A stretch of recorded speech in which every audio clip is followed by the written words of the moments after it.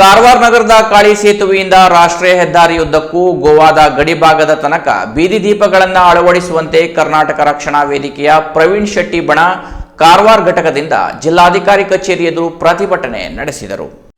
ಕಾರವಾರದ ಕಾಳಿ ಸೇತುವೆಯಿಂದ ರಾಷ್ಟ್ರೀಯ ಹೆದ್ದಾರಿ 66ರ ಗೋವಾದ ಗಡಿಭಾಗದ ತನಕ ವಿದ್ಯುತ್ ದೀಪಗಳು ಇಲ್ಲದ ಕಾರಣ ರಸ್ತೆಯ ಮೇಲೆ ರಾತ್ರಿಯ ಸಮಯದಲ್ಲಿ ಸಂಚರಿಸುವ ವಾಹನ ಸವಾರರು ಹಾಗೂ ಪಾದಚಾರಿಗಳಿಗೆ ಸಮಸ್ಯೆ ಉಂಟಾಗುತ್ತಿದೆ.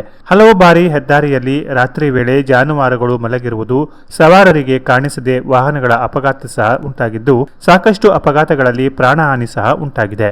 ಹೆದ್ದಾರಿಗಳಲ್ಲಿ ಸುರಕ್ಷತೆಯ ದೃಷ್ಟಿಯಿಂದ ಸಿಸಿ ಕ್ಯಾಮೆರಾಗಳನ್ನು ಅಳವಡಿಸಲಾಗಿದೆ. ಆದರೆ ಬೀದಿ ದೀಪಗಳೇ ಇಲ್ಲದರಿಂದ ಅಪಘಾತಗಳು ನಡೆದ ಸಂದರ್ಭದಲ್ಲಿ ದೃಶ್ಯಗಳು ಲಭ್ಯವಾಗದ ಪರಿಸ್ಥಿತಿ ಇದೆ ಹಾಗೂ ಇನ್ನಿತರ ಅಪರಾಧಗಳನ್ನು ಕಂಡುಹಿಡಿಯುವುದರಲ್ಲಿ ಪೊಲೀಸರಿಗೆ ತುಂಬಾ ಕಷ್ಟವಾಗುತ್ತಲಿದೆ.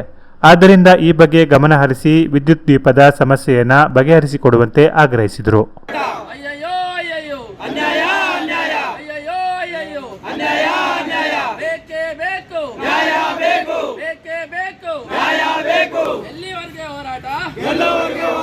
ಎಲ್ಲಿವರೆಗೆ ಹೋರಾಟ ಯಾತಕ್ಕಾಗಿ ಹೋರಾಟ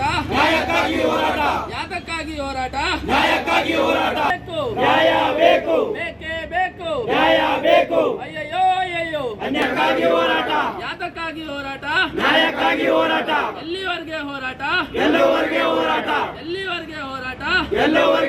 ನ್ಯಾಯ ಬೇಕು.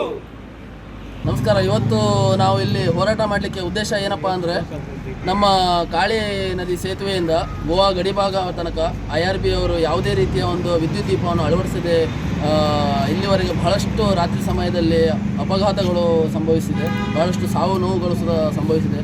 ಅದಕ್ಕೋಸ್ಕರ ಅದನ್ನು ಆದಷ್ಟು ಬೇಗ IRB ಅವರು 7 ದಿನ ಕಾಲಾವಕಾಶವನ್ನು ನಾವು ನೀಡ್ತಾ ಇದ್ದೇವೆ. ಆ ಕಾಲಾವಕಾಶದ ಒಳಗಡೆ ಅವರು ಅದನ್ನು ನಿರ್ಮಿಸಬೇಕಂತ ಹೇಳ್ಕೊಂಡು ನಾವು ಮಾಡ್ತಾ ಇದ್ದೇವೆ, ಬೇಡ್ಕೊಳ್ತಾ ಇದ್ದೇವೆ.